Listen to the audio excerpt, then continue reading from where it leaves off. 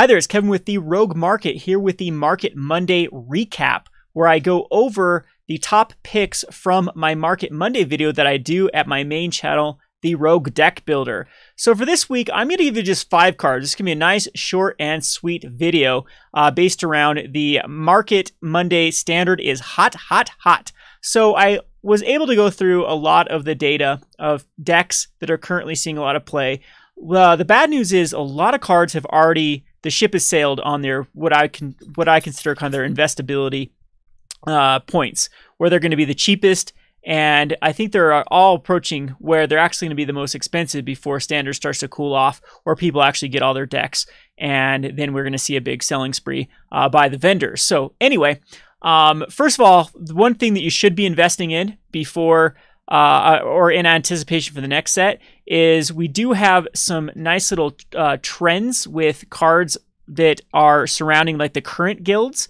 So you can look to these cards as sort of the guidelines of where their kind of companion cards are going to go. So what I'm talking about is the check lands. So the check lands have all just skyrocketed through the roof. So if we look back on Dominaria, all of the cards that C currently have a pairing with a shock land, like the Sulphur Falls, have gone up quite substantially, but you're still seeing like cards like the Hinterland Harbor, the Isolated Chapel, and then over in excuse me, over in Ixalan, same thing like the Dragon Skull Summit and the Rootbound Crag have not gone up in value. In fact, some have gone down in value. But if you look at all the ones that pair with a current guild, all of those have gone crazy. So a little bit of tip, I think you should be trying to trade for cards like the Rootbound Crag, like the Glacial Fortress, especially the Glacial Fortress. This would be where I would be putting the majority of my trade value into these sort of cards.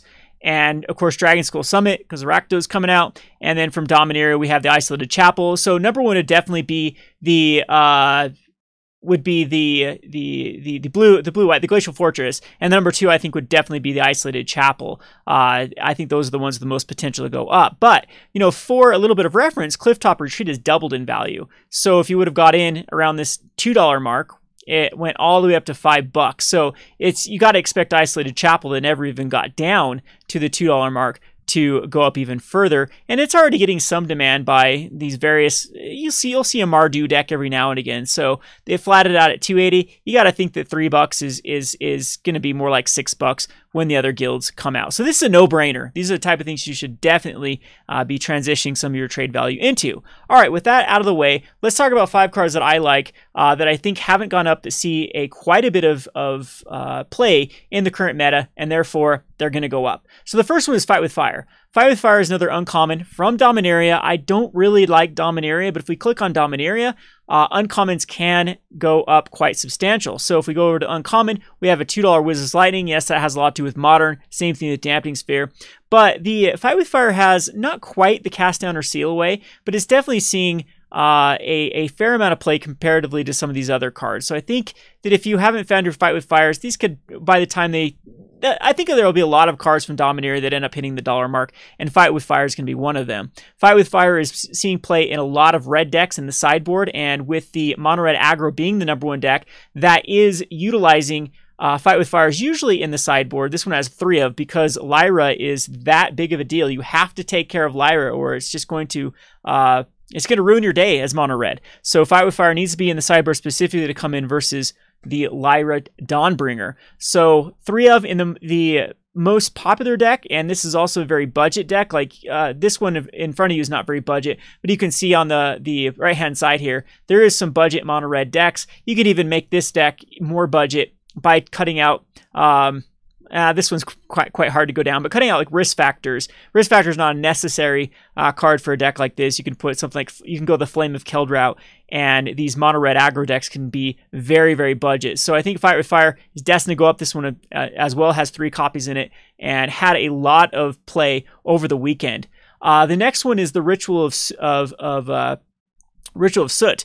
This card hasn't really gone up since it flatlined out, and it's the premier removal spell at the moment. Many decks are running all the way up to 4 of, between 2 in the main and 2 in the side. This one looks like it has 3 in the main, and it's, if you're there aren't a lot of options for board wipes right now. You have Settle the Wreckage, which is unreliable. You have Deafening Clarion, which requires you to be in white and red. And you also have Ritual of Suit, which is your mono black 4 mana, at least wipe the board up to this point. Gets rid of Steel Leaf Champions and Jadelight Rangers, so those sorts of things. And again, I think this had a very good showing, this Esper control list. And I think that if it continues to be the premier control, what I like about Esper over Jeskai is I think it's got a better mirror match. The control mirror, having access to both a heavier in the black and heavier in the blue than what Jeskai can do at the moment, is giving this a big advantage in the control mirrors. So you might see a lot of people go over to more of this Esper list or just the Dimir list, and all those lists are running the Ritual. And for whatever reason, it hasn't followed some of the other trends and gone up in value with a card that's seeing 3 of and 4 ofs in decks. Speaking of Settle the Wreckage, I kind of like Settle the Wreckage at this price point at the $7. This is a proven card. It even sees play in Modern. And in fact, that's where it's actually seen the majority of play. But you can see from Standard, it is also seeing quite a bit of play, all the way from Boros Angels, Celestia Tokens, the Jeskai control and Azorius control. They have to pack this. And we're going to see Azorius control probably pick up when the next guild or the Ravnica Allegiance comes out, and so the Wreckage is going to go in those Azorius, probably as a 4 of. Still has the whole Teferi's Search for Azcanta combo, where you can really set up your deck, and Settle the Wreckage is the premier removal spell. And so I think that these have finally flatlined out from the Challenger decks. There aren't a lot of Challenger decks being open anymore. A little bit of a warning, Challenger decks still do exist in high quantities, and Walking Ballista has already spiked up in value, so it's coming to the point where it might be reasonable to open up Challenger decks just for their contents and piece them out if distributors lower the price of them, or if a few cards actually still continue to go up. So looking at Walking Ballista, specifically Fatal Push, those are the ones. There's some lands that have some long-term value in them too. Those continue to trend upwards. Yeah, Challenger decks might be able to piece out, and this might affect this price. But I think this is going to be the low for quite some time for Settle the Wreckage. The other board wipe, I guess this is kind of like a board wipe video, is the Deafening Clarion. This is another card that has seen a ton of play in both the Boros Angels list as well as the Jeskai control. Boros Aggros, a lot of these are in the sideboard, but most of them do have many of them in the main. So 3 Deafening in the main, 1 in the side from this Boros Angels, which is a very, very good choice right now in the meta. So this is another one that's kind of lagged behind a bunch of other cards, rares from the Guilds of Ravnica, that has stayed stagnant. I know something has to give from Guilds of Ravnica because the box EV is so good. However, there might be some positioning for these type of cards to still go up. So I'm liking this as at least a stay, and will probably start to trickle up as it is the premier. These 3 mana, Slag Storm, these usually go up to like the 3. Anger of the Gods, these are more like $3 cards rather than the $1.25, especially if there is a mid-range type format where you need a sweeper, at least for early cards. So liking this long term. And then, of course, the Wild Growth Walker.